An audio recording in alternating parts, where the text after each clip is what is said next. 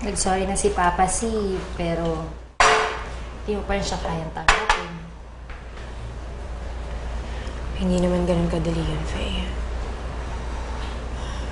Masyadong magulo pa rin yung isip ko. Di mo naman mahal si Papa C. Mahal ko si Celso. Kaya lang, Kaya lang ano, mahal mo rin si Justin. ewan ko ba, Faye? Hindi ko alam kung sino talaga ako.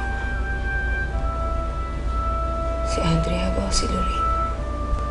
Alam mo, parehong ikaw yun. Hindi mo pwedeng talikuran ang pagiging Andrea mo dahil ikaw na si Lorraine. Gaya ng hindi mo pwedeng burahin ang pagiging Lorraine mo dahil naalala mo na ikaw si Andrea. Faye, minahal ko si Celso bilang si Lorraine. Pero, kahit pa naman bago ko malaman ang lahat, bago ko maalala ang lahat, hindi ko maiwasan na mahulog ang loob ko kay Justin. Pero pinilit ko yung sarili ko na pigilan yung nararamdaman ko dahil gusto ko maging loyal kay Celso. Well, ngayon, alam mo na kung bakit.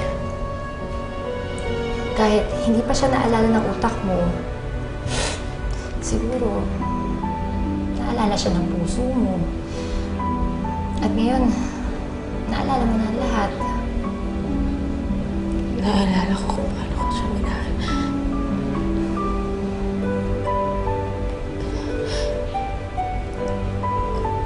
Naalala ko kung gaano ko kamahal si Justin.